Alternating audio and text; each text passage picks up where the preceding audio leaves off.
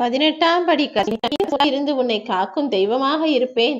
நீ கேட்பதையெல்லாம் உனக்கு செய்து தருவேன் என்ற நம்பிக்கையோடு என்னை வணங்கி வரும் உன்னை இனி ஒருபோதும் ஏமாற்றப் போவதில்லை.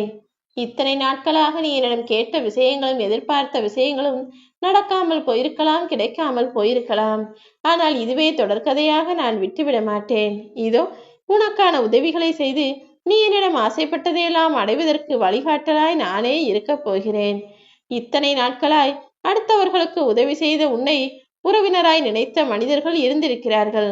ஆனால் இப்போது உதவிகளை நீ கேட்டு போனால்தானே தெரியும் உறவுகள் உன்னை எப்படி பார்க்கிறார்கள் என. எப்போதுமே யாரென்றே தெரியாதவர்களுக்கெல்லாம் உதவி செய்து அவர்களுக்கெல்லாம் நல்லது செய்தால் வழிபோக்கனாய் போபவன் கூட உன்னை உறவினராய் நினைத்து நன்றி சொல்வான். ஆனால் உனக்கு ஒரு தேவையோ உதவியோ வரும்போது அடுத்தவர்களிடம் எதிர்பார்த்து போய் கூட நிற்க வேண்டாம். உன்னுடன் உடன் பிறந்தவர் ரத்த உறவுகளிடம் போய் நின்றாலே அவர்கள் தூரமாய் தள்ளி நின்று என்னிடம் எதுவும் இல்லை என கைகட்டி வேடிக்கை பார்ப்பதுதான் உலகம் என் செல்லமே. உலகத்தை புரிந்து நடந்து கொள். அடுத்தவர்களுக்கு உதவி செய்யக்கூடிய எண்ணம் உனக்குள் நிச்சயம் இருக்கத்தான் வேண்டும். ஆனால் அதற்கு முன்பாக உனக்கெனவும் ஒரு சிறு அளவு சேமிப்பை வைத்துக்கொள் என் தங்கமே. நீ கேட்டதை நிச்சயமாய் நான் உனக்கு தரத்தான் போகிறேன். இந்த கருப்பண்ணசாமி சத்தியமிட்டு வாக்கு கொடுத்த பிறகு ஒருபோதும் அதை மீற மாட்டேன் என என் மீது முழு நம்பிக்கை வை. இப்பொழுது எல்லாமே உனக்கானதாக மாறப்போகிறது. நீ ஆசைப்பட்டதும் அடைய நினைத்ததும் உன் வாழ்க்கையில் உன்வசமாக வந்து சேரப்போகிறது. இனிமேலாவது உண்மையான உறவுகள் யார், தேவைக்காக தேடி வருபவர்கள் யார் என்பதை புரிந்து கொள். உண்மை இல்லாத உறவுகளிடம் ஒட்டி இருப்பதை விட ஒதுங்கி இருப்பதே மேலானதுதானே. அதே போல உன்னை தவிர்க்க நினைப்பவர்களுக்கு விலகி வழிவிட்டு ஒதுங்கி செல்லுவது கூட உனக்கான நன்மையாகவும் நாகரிகமாகவும் தான் இருக்கும். அவர்களுக்கு தான் உன்னை பிடிக்கவில்லையே, உன்னை தவிர்க்க நினைத்து உன்னிடம் பேசுவதையே ஒதுக்குகிறார்கள் தானே. பிறகு எதற்காக அவர்களை நீ தேடி போகிறாய்?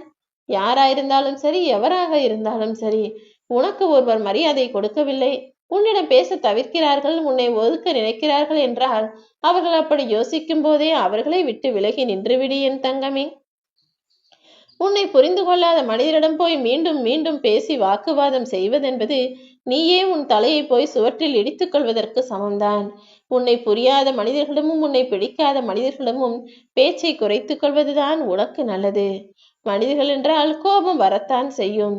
நான் என்னதான் உன்னை கோபப்படாதே என்று சொன்னாலும் பல சமயங்களில் நீ கோபத்தை ஆக்ரோஷமாக வெளிப்படுத்துகிறாய். கோபத்தின் உச்சகட்டம் என்பது என்ன தெரியுமா? அடுத்தவர் மனம் காயப்படும்படி, அடுத்தவர் வருத்தப்படும்படி பேசுவது கிடையாது. கோபம் அதிகமாக வரும்போது வாயை மூடிக்கொண்டு அமைதியாக இருந்துவிடு. அதுதான் உனக்கு நல்லது. அதற்கு பிறகு அந்த கோபமும் மறைந்து போகும். எதிரில் இருப்பவரும் தன் தவறை உணர்ந்து உன்னிடம் மன்னிப்பு கேட்பார். அதை விட்டுவிட்டு நீ கோபப்பட்டு கத்துவதாலும் அவர்களிடம் எரிச்சல் பட்டு பேசுவதாலும் அவர்களுக்கு இன்னும் உன்மேல் வருத்தமோ கோபமோ தான் அதிகமாகும். அவர்கள் உன்னை எதிரியாகவும் தனக்கு ஆகாதவராகவும் நினைக்க ஆரம்பித்து விடுவார். அது உன் வாழ்வில் உனக்கு கெடுதலைத்தானே கொண்டு வந்து சேர்க்கும். அதனால் தான் சொல்கிறேன், எப்போதும் பொறுமையாக இரு, அமைதியாக இரு. உன்னை பற்றி இல்லாததும் பொல்லாததும் சொல்லி புறம் பேசுபவர்கள் அதற்குரிய பாவத்தை நிச்சயமாக பெறத்தான் போகிறார்கள். ஒரு பாத்திரத்தை தண்ணீர் விட்டு கழுவும் போது பாத்திரம் சுத்தமாகிவிடும். அதில் இருக்கும் தேவையில்லாத அழுக்குகளும் அதில் இருக்கும் தேவையில்லாத கருப்பும் தண்ணீரோடு கலந்துவிடும் தானே. அதே போல்தான் உன்னை பற்றி புறம் பேசுபவர்கள் தன்னை பற்றி தானே அழுக்கு ஏற்றிக்கொள்வது போலதான் அவர்கள் அதற்குரிய பாவத்தை நிச்சயமாக பெறுவார்கள். நீ கவலை கொள்ளாதே என் செல்லமே.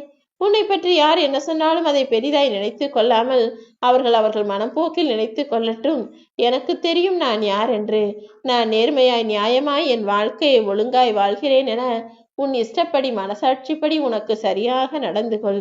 உனக்கு மரியாதை தராத நபர்களிடம் நெருங்கி பழகுவதை காட்டிலும் மரியாதை தெரிந்த மனிதர்களிடம் இருப்பதுதானே சிறந்தது. இந்த உலகத்தையே ஆட்டி படைக்கக்கூடிய 2 விஷயங்கள் என்ன தெரியுமா? உருவம் உள்ள பணமும் உருவமற்ற நிம்மதியும் தான். மனிதன் ஒருவன் காசு பணத்தை தேடி அலைகிறான், இன்னொருவன் நிம்மதியை தேடி அலைகிறான்.